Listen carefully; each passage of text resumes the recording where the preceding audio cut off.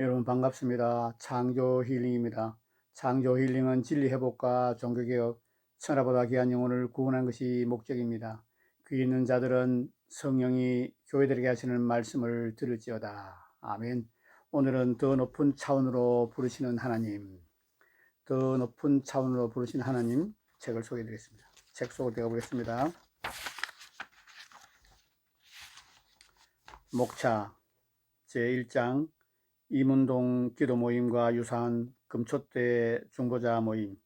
제2장 두 증인 전도팀에게 도전이 되는 제임스 말로니의 치유 사역. 제3장 사랑하는 교회 삼중 사역의 절대적인 가치와 중요성. 제4장 사랑하는 우리 교회의 모든 목회자와 사역자들에게. 오늘은 제4장 사랑하는 교회의 모든 사역자들에게, 사랑하는 우리 교회의 모든 목회자와 사역자들에게 제4장을 소개해 드리겠습니다. 본문 말씀을 읽어 드리겠습니다. 빌립보서 3장 12절에서 16절. 내가 이미 얻었담도 아니요 온전히 이루었담도 아니라 오직 내가 그리스도 예수께 잡힌 바 된 그것을 잡으려고 달려가노라. 형제들아, 나는 아직 내가 잡은 줄로 여기지 아니하고 오직 한 일, 즉 뒤에 있는 것을 잊어버리고 앞에 있는 것을 잡으려고 표대를 향하여 그리스도 예수 안에서 하나님이 위에서 부르신 부름의 상을 위하여 달려가노라. 그러므로 누구든지 우리 온전히 이룬 자들은 이렇게 생각할지니, 만일 어떤 일에 너희가 달리 생각하면 하나님이 이것도 너희에게 나타내시리라. 오직 우리가 어디까지 이르렀든지 그대로 행할 것이니라. 아멘. 저자 서문 읽어드리겠습니다. 지난 6월 30일 우리 교회 다음 카페에 시편 사랑이라는 회원님이 요르단이라는 게시물을 올렸습니다. 그래서 읽어보았는데 이런 내용이었습니다. 1990년대 중반 나는 신앙의 멘토인 척 풀린 박사와 함께 요르단을 여행하였다. 우리가 방문한 교회는 1000명 정도 모이는 교회였다. 집회에서 말씀을 전하기 위해 자리에서 일었었는데 성령님이 갑자기 저지하시며 예언하라고 말씀하였다. 나는 예, 주님. 그런데 어느 쪽이 기독교 신자인가요? 하고 물었다. 그 순간 주님께서 부드러운 말로 훈계하셨다. 나는 내 백성들뿐만 아니라 아직 어두운 가운데 있는 사람들에게도 예언의 말씀을 주는 하나님이 아니냐. 나는 누가 구원받은지 구원받지 못했는지 알지 못한 채 주님의 말씀에 순종하여 믿음으로 나아갔다. 내 영은 벅찬 감동으로 요동쳤으며 성령의 인도함을 따라 가기 시작했다. 그 순간 치유의 기름 부음이 위로 향함을 느꼈다. 나는 손가락으로 회중을 가리키며 파노라마에서 본 장면을 설명하였다. 저쪽에 32세 아드님을 둔 여성이 계십니다. 아드님은 트럭에 치여 하반신이 마비되었고 지금 헬처에 탄 채 집에 있군요. 아들에게 지금 전화해 보세요. 그러면 그가 치유됐다는 것을 알게 될 것입니다. 우리는 나중에 간증을 통해 그녀가 무슬림이었음을 알게 되었습니다. 그녀는 예언의 말씀을 들으며 주변의 사람들에게 어떻게 저분이 내 아들이 마비된 것을 아시지 하며 흥분해 외쳤습니다. 그리고 즉시 교회 사무실로 뛰어가 집으로 전화를 걸었습니다. 수화기 너머에서 그녀의 아들이 말했습니다. 뭔가 다리에 진동하듯 퍼져오고 있어요. 뭔가 다리에 진동하듯 퍼지고 있어요. 다리에 불 같은 것이 느껴졌어요. 그녀는 곧바로 집으로 달려가서 아들과 남편을 데리고 돌아왔는데 놀랍게도 아들은 이미 다 나아 있었습니다. 그날 그녀의 가족 모두 예수님을 구세주 영접하였습니다. 또한 그녀의 친구 2~3명과 이웃에서 데려온 5명의 가족도 구원을 받았습니다. 그들은 모두 그녀의 아들이 오래도록 휠체어에 의지하여 지낸 것을 잘 알고 있었다. 놀라운 일을 행하신 주님을 찬양하라. 그날 밤 나는 무작위로 12명을 불러냈는데 파노라마적인 예언의 말씀은 매우 구체적이었다. 그 후 기름 부음이 위로 올라가는 것을 느꼈고 더 이상 사역에 대한 감동을 느끼지 못했다. 예배가 끝나자 한 자매가 눈물을 흘리며 다가오니 내 발에 손을 대며 무릎을 꿇었다. 매우 생소한 경험이었는데 아마도 감사를 표하는 중동의 관습 같은 것이 아니었나 싶다. 그녀가 말하였다. 나는 요르단 후세인 왕의 공보 비서입니다. 사실 저는 목사님이 예배에서 무슬림에 대해 조금이라도 부정적인 말을 하는 즉시 체포하기 위해 경호원들과 함께 이곳에 파견되었습니다. 그런데 오늘 밤 목사님이 호명하신 저를 포함한 13명 모두가 요르단 왕실의 직원입니다. 우리는 요르단 왕과 함께 일하고 있습니다. 이것은 결코 우리가 속한 세상의 방법이 아니었다. 그야말로 경이로운 주님의 표적이요 이적이라고 할 수밖에 없었다. 집회에서 예언의 말씀을 받은 13명 하반신 나음을 받은 아들을 둔 여성 포함 그 후 3, 4일 동안 이들이 받은 예언을 아랍어로 써서 요르단 왕 앞에서 읽었다고 한다. 다시 한번 읽어드리겠습니다. 그 후 3, 4일 동안 이들이 받은 예언을 아랍어로 써서 요르단 왕 앞에서 읽었다고 한다. 후세인 왕은 친절하게도 나와 폴린 박사에게 다음과 같은 편지를 보냈다. 미국에서 목회자들로 구성된 대표단을 왕실로 모셔와 주십시오. 당신이 내 직원들에게 한 것처럼 이곳에서 하나님의 말씀을 전해주시면 좋겠습니다.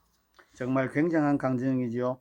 이 간증은 제임스 말로니의 기적을 풀어내는 예언적 파노라마라는 책 133페이지에 나오는 내용입니다. 저는 즉각 그 책을 주문해서 읽었습니다. 그리고 그 책에서 소개한 금초대 중보자들 1권에서 3권을 사서 읽었습니다. 처음에 저는 이 책들을 성도들에게 추천하려고 했습니다. 그러나 제가 읽어본 결과 굳이 여러분이 이 책을 사서 읽을 필요가 없다는 생각이 들었습니다. 왜냐하면 이 책의 진수는 압도적인 간증들인데 제가 이 설교를 통해 대부분 소개할 것이기 때문입니다. 성령께서는 저에게 이 책을 추천하지 말고 간증들을 소개함으로 도전을 주고 필요한 교훈을 나누는 설교를 하라는 감동을 주셨습니다. 그 감동에 순종하여 준비한 것이 이 설교입니다. 그러므로 기대하는 마음으로 잘 들어주시기 바랍니다. 제4장 사랑하는 우리 교회의 모든 목회자와 사역자들에게 우리는 자기를 누구와 비교해야 할 것인지를 결정할 때 조심해야 합니다. 우리가 일반적인 다른 교회나 일반적인 다른 선교사 사역과 우리 교회를 비교하면 가히 세계적입니다. 실제로 김옥경 목사님은 최근에 기도 중 이런 음성을 들었습니다. 사랑하는 교회는 국내에서 10만 명 이상 모이는 교회처럼 영향력이 있고 중요한 교회이다. 내가 볼 때 그 정도로 가치 있는 교회이다. 그러므로 너희는 너희 교회가 10만 명 이상 출석하는 교회라는 자부심을 가지고 사역하라. 또 사랑하는 교회는 말씀으로 잘 다듬어지고 놀랄 만큼 사역이 득스럽고 균형이 잘 잡혀있는 교회로 세계적으로 매우 드문 교회이고 진짜 모델 교회이다. 아멘. 할렐루야. 이 모든 것이 하나님의 은혜이고 얼마나 감사한 일인지 모릅니다. 우리 교회는 실제로 그런 교회입니다. 그러나 각 분야에서 세계적이거나 나아가서 세계적인 하나님의 사람들의 사역과 비교해보면 우리 교회는 최고가 아닙니다. 어쩌면 1,000척이나 2,000척밖에 안 되는 낮은 수준일 수 있습니다. 이 설교는 우리 모두에게 바로 이것을 보여주었습니다. 제 생각에 이 설교의 1대지는 김옥경 목사님과 435 사역자들에게, 2대지는 진승원 목사님과 두 증인 전도단 단원들에게 큰 도전이 되었을 것입니다. 물론 김옥경 목사님은 세 단계의 입시는 몰라도 치유에 있어서 프란시스 맥드걸프를 훨씬 능가합니다. 참으로 435에서 일어나는 치유와 기적이 놀랐습니다. 지난주에도 병원에서 의사들이 완전히 포기한 혈액암 말기 환자가 완치되었습니다. 그럼에도 불구하고 죽은 자가 살아나고 없는 팔다리가 생겨나는 창조의 기적 등 여전히 435가 도달해야 할 더 높은 곳이 있습니다. 또 진성원 목사님의 아프리카 선교사역도 놀랐습니다. 종양이 그 자리에서 사라지고 소경이 눈을 뜨고 부러진 뼈들이 그 자리에서 붙는 것을 비롯해 얼마나 극적인 기적들이 많이 일어납니까? 그런데 여러분에게 소개해드린 제임스 말로니의 치유 간증을 진 목사님이 저에게 처음 듣고 바로 뭐라고 말했는지 아십니까? 우와, 깨경입니다 라고 했습니다. 실제로 제임스 말로니의 치유 간증들이 훨씬 더 놀라운 것이 사실입니다. 또한 저 역시 예외가 아닙니다. 하나님은 아무것도 아닌 저에게 세계적인 것을 넘어서 세계적인 말씀의 은사를 부어주셨습니다. 그 중요성이 우리 교회뿐만 아니라 아프리카 선교 현장에서 열매로 여실히 드러나고 있습니다. 그러나 제게는 찰스 핀에게 있는 강력한 기름 부음이 없습니다. 찰스 핀이 자서전에 의하면 핀의 말씀의 능력이 참으로 어마무시했습니다. 핀의 자서전을 읽어드리겠습니다. 하나님의 영이 너무나 큰 권능으로 내 위에 임해서 마치 그들을 향해 대포를 쏘는 것 같았다. 1시간 이상, 아마도 1시간 반 동안 하나님 말씀이 나를 통해 그들에게 쏟아 부어졌다. 그것은 반석을 치는 불과 망치였으며 영과 혼을 찔러 쪼개는 칼이었다. 그 집회에서는 흥분을 일으키기 위한 어떤 말이나 행동도 없었다. 그 격렬한 감정은 완전히 자연 발생적인 것이었다. 사역은 너무나 능력이 강해서 내가 단 몇 마디 말만 해도 건장한 남자들까지 자기 자리에서 몸부림을 쳤다. 이것은 칼이 심장 속으로 파고드는 것 같았다. 그런 장면을 목격해 보지 못한 사람들은 때때로 진리가 성령의 능력 밑에서 어떠한 힘을 발하는지 상상하기 어려울 것이다. 그것은 실로 칼이었으며 그것은 양날 가진 칼이었다. 이 집회도 전날 밤의 집회와 아주 흡사했다. 감정이 압도적이기 때문에 가장 강심장을 가진 남자들도 말씀에 의해 꼬꾸라져 자신을 가누지 못한 채 친구들에 의해서 실려 집으로 옮겨졌다. 제가 오래전에 책에서 읽은 내용인데, 찰스 피니는 자신이 힘을 다해 강력하게 설교하면 그 충격으로 사람들이 쓰러지다 못해 죽을까봐 두려워서 조심해서 설교했다고 고백했습니다. 제게는 이런 능력이 없습니다. 때문에 저 역시, 아니 저부터 도전을 받고 열심히 정진해야 한다고 생각합니다. 그리고 우리 모두 겸손해져야 한다고, 열심을 내야 한다고 생각합니다. 제임스 말로니는 그의 책에서 제가 하고 싶은 이런 말을 했습니다. 나는 기름 부음이 더 많이 방출되는 가장 큰 영적 원리 중 하나가 바로 우리의 겸손과 긍휼함이라고 생각한다. 또한 이것이 기름 부음과 직접적으로 연관되어 있다고 확신한다. 제 생각에 치유의 기적이 가장 강하게 일어난 시기 중에 하나가 아주사 부흥입니다. 그때 죽은 자들이 살아 일어나고 수많은 극적이고 완벽한 창조의 기적들이 일어났습니다. 그런데 아주사 부흥에 관한 토미 웰첼의 아주사 부흥 그 놀라운 간증의 책에 보면 HOPE, 아주사 부흥의 암호, 겸손, 순종, 기도, 갈망의 첫 자입니다. 이라는 단락이 있습니다. 이것은 아주사 부흥을 가능케 한 암호입니다. 그런데 하나님께서 이스라엘 백성들에게 주신 말씀과 매우 흡사합니다. 역대하 7장 14절, 내 이름으로 일컫는 내 백성이 그 악한 길에서 떠나 정결, 스스로 겸비하고 겸손, 기도하여 기도, 내 얼굴을 구하면 순종, 내가 하늘에서 듣고 갈망 기대감, 그 죄를 사하고 그 땅을 고칠지라. 아멘.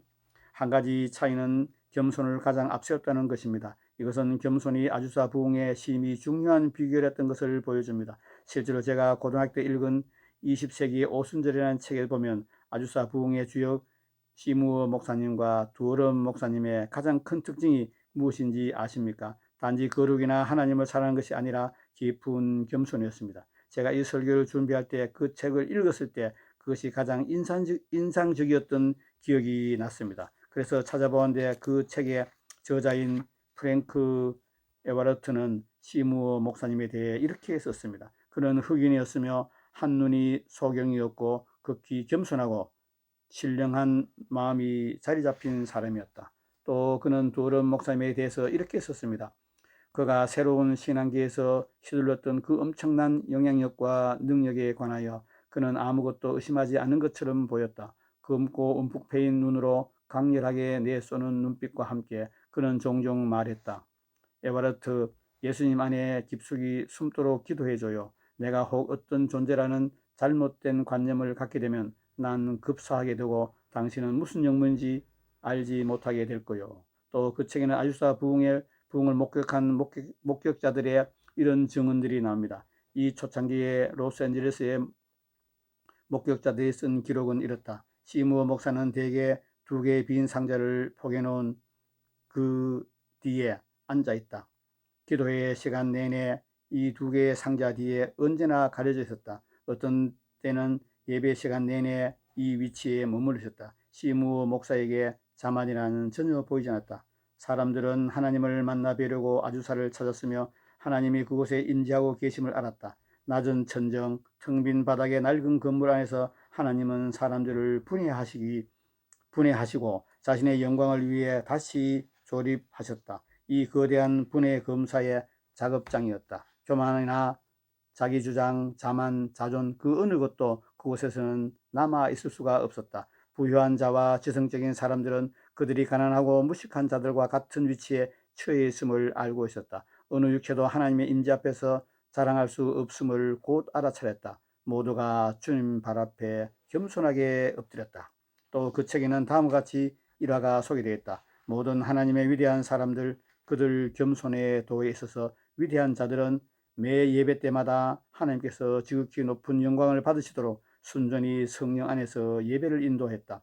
한때는 위풍당당했으나 지금은 무력하게 된 오순절 지도자가 겸손한 어떤 목사의 집회에 와서 경배라는 태도로 자리를 잡아 앉았다. 집회가 끝나자 그를 영접할 준비를 하고 있던 그 목사에게 다가가서 이 집회는 누가 인도합니까? 라고 물었다. 하나님께서 인도하시지요. 아, 물론 압니다. 누가 이 집회를 주관하냐 말씀입니다. 성령님 외에는 안 계십니다. 질문자는 상당히 화가 난 것 같았다. 좋습니다.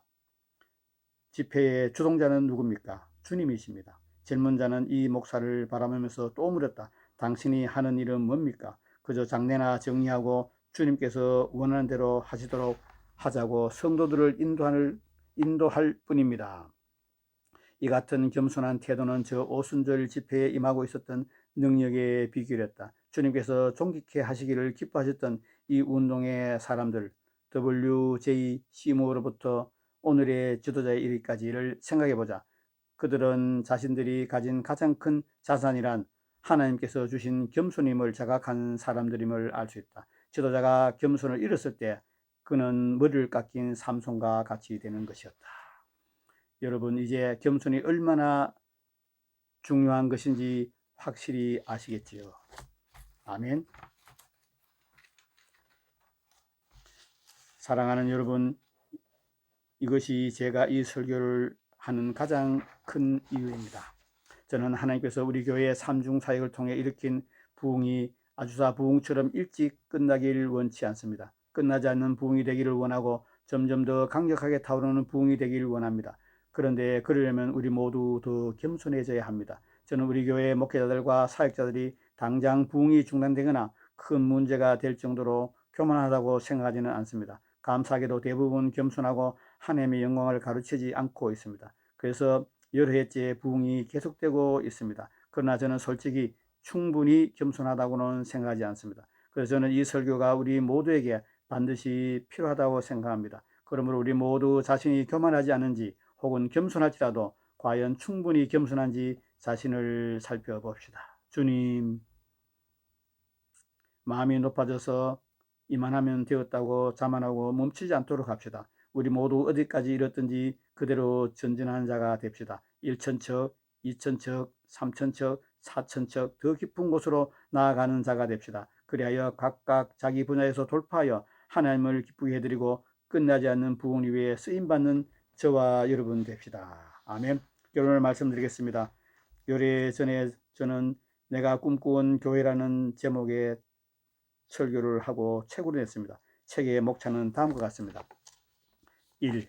제가 꿈꾼 교회는 진리가 회복되어 천국 가는 비율이 수직 상승하는 교회입니다. 2. 제가 꿈꾼 교회는 사랑으로 충만하여 선교와 구제에 힘쓰는 교회입니다. 3. 제가 꿈꾼 교회는 다윗처럼 전심으로 하나님께 찬양과 경배를 드리는 교회입니다. 4. 제가 꿈꾼 교회는 중보기도자들의 기도 소리가 늘 끊이지 않는 교회입니다. 5. 제가 꿈꾼 교회는 예배 중에 성령께로부터 갖가지 계시가 임하는 교회입니다. 6. 제가 꿈꾼 교회는 개인 전도를 통해 불신자들이 날마다 구원받는 교회입니다. 7. 제가 꿈꾼 교회는 복음서와 사도행전에 기록되어 있는 것처럼 강력한 치유와 기적이 일어난 교회입니다. 8. 제가 꿈꾼 교회는 하나님의 가시적인 임재인 셰키나의 영광이 임하는 교회입니다.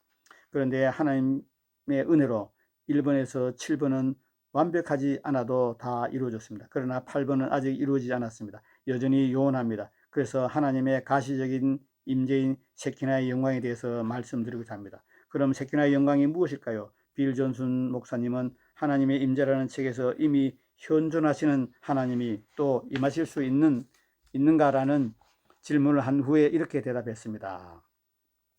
다음은 하나님의 임재의 분량에 관한 극히 일부에 해당하는 목록들이다. 각각의 항목은 이전에 비해 훨씬 더 증가된 분량을 보여주겠다. 첫째, 하나님은 만물보다 먼저 계시고 만물은 그분 안에 존속하신다. 주님은 모든 곳에 편지해 계신다. 둘, 하나님의 임재의 두 번째 차원은 거듭난 신자들의 삶 속에 거주하시는 성령님이시다. 특히 성령님은 우리를 주님의 성소로 만드시기 위해 임하신다. 세 번째,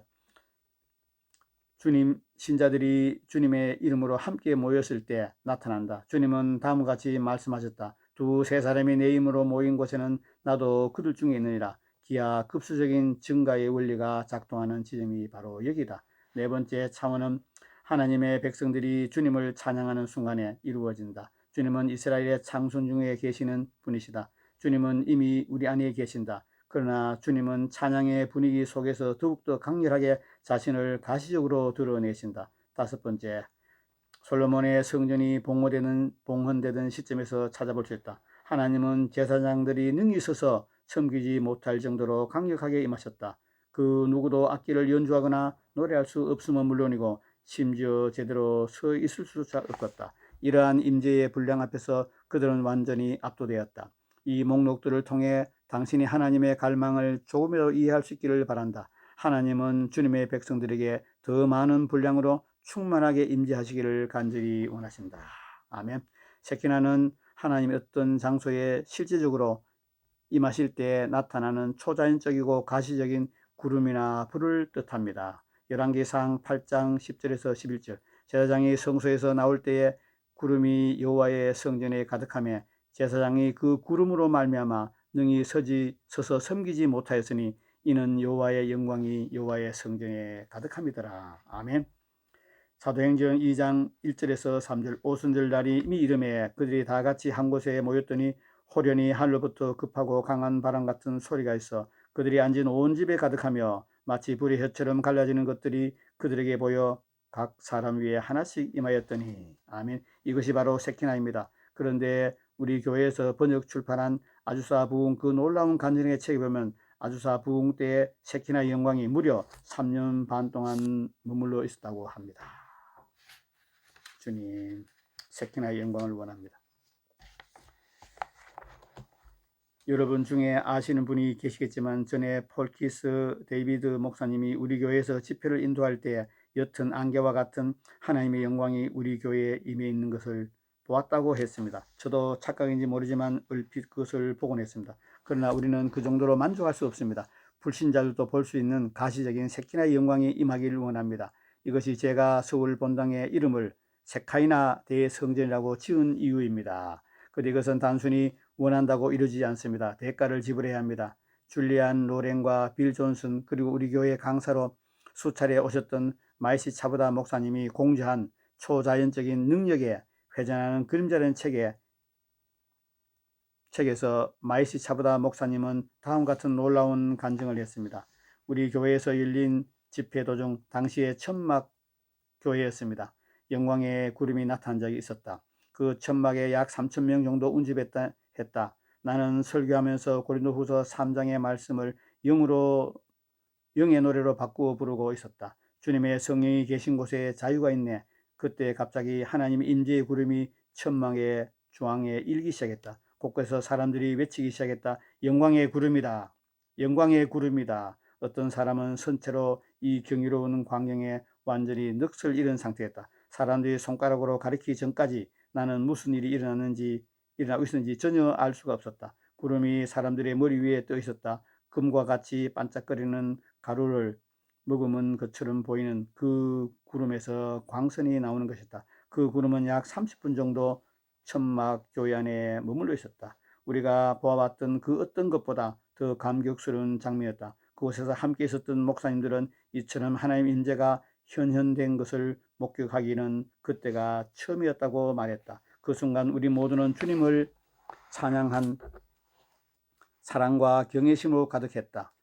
우리는 겸손해질 수밖에 없었다. 앞으로 몇 달 혹은 몇 년 후에 세상의 곳곳에서 하나님의 현현하신다는 것을 보고를 듣게 될 것이다. 또한 그러한 장소에서 기적이 일어났다는 사실을 깨닫게 될 것이다. 당신은 이 원대한 그림에 참여하겠는가? 영적 돌파구를 얻기 위해 당신과 당신의 교회는 금식과 기도라는 대가를 지불하겠는가? 여러분의 대답은 무엇입니까? 참으로 대가를 지불함으로 세키나의 영광이 임하는 것을 보는 저와 여러분 되기를 바랍니다. 설교가 다 끝났습니다. 여러분 다 들어보니 어떻습니까? 참으로 갈 길이 멀지요. 그러므로 우리는 절대로 현 상태에 만족하면 안 됩니다. 우리는 모두 더 겸손해져야 합니다. 그리고 더 사모하고 더 기도하고 더 열심을 내야 합니다. 그리하여 세키나의 영광을 동반한 놀라운 부흥의 통로가 되어야 될 줄 믿습니다. 근데 솔직히 저는 우리가 그렇게 해도 이 설교에서 말씀드린 네 가지가 반드시 다 된다고는 생각하지 않습니다. 네 가지가 뭐였는지 기억하시나요? 다시 한번 읽어드리겠습니다. 1. 찰스 피니와 같은 말씀의 강력한 능력. 2. 프란시스 맥더걸트와 같은 3단계의 입신. 3. 제임스 말로니와 같은 경이로운 창조적인 기적. 4. 아주사 부흥 때 임한 가시적인 세키나의 영광. 다는 고사하고 하나를 이루는 것도 쉽지가 않습니다. 그러나 설사 다 이루지 않는다 해도 우리는 더 높은 차원의 이 네 가지를 추구하면서 1. 우리 교회에 부어주신 놀라운 은혜로 인해 교만하지 않고 겸손하고 2. 자기 만족에 빠져 정체하지 않고 계속 사모하는 마음을 가지고 3. 꼭 그와 같은 수준이 아니더라도 계속 돌파를 이루어가면서 하나님께서 그것만으로도 심히 기뻐하실 것이라고 생각합니다. 또한 사역의 열매가 놀랍게 풍성해질 것이라고 확실합니다. 그러므로 결과는 하나님께 맡기고 네 가지 목표를 향해 우리 모두 열심히 달려가도록 합시다. 아멘. 여러분 참 놀라운 책입니다. 저는 이 책을 사서 읽으면서 앞에 제가 소개하지 않은 아까 목차에서 나온 거 한번 다시 읽어드리겠습니다. 목차에 나온 내용이 1장 이문동 기도 모임과 유사한 금조대 중보자 모임, 2장 두 증인 전도팀에게 도전이 되는 제임스 말로니의 치유 사역. 이 내용들이 엄청납니다. 주님 감사합니다. 여러분이 지금 영적으로 어느 정도 수준인지 분별해 보시기 바랍니다. 어느 나이 수준인지 중학생 수준인지 청년 수준인지 장년 수준인지 분별해 보시고 현실에 안주하지 마시기 바랍니다. 하나님은 놀라운 사랑의 하나님입니다. 기적의 하나님입니다. 하나님을 우리 인간의 수준으로 끌어내리거나 하나님을 재단에서 축소하는 어리석은 죄를 범지 않기를 간절히 원합니다. 여러분 모두 하나님의 거룩한 영광에 참여하고 하나님의 창조의 능력, 하나님의 진리의 능력, 하나님의 생명의 능력, 하나님의 치유의 능력으로 충만해져서 하나님의 영광에 참여하며 모든 영광을 하나님 아버지께 올려드리는 저와 여러분 되기를 예수님으로 축복합니다. 오늘은 더 높은 차원으로 부르시는 하나님, 사랑하는 교회 변숙 목사님 쓰시고 또 출판 거룩한 진주편의 책을 소개해드렸습니다. 창조 힐링은 하나님 아버지 뜻이 하늘에서 이루어진 것 같이 이 땅에서도 이루어지는 것이 목적입니다. 내가 길이요 진리요 생명이요 나로 말미암지 않고는 아버지께로 올 자가 없느니라. 아멘. 끝까지 시청한 여러분 감사합니다.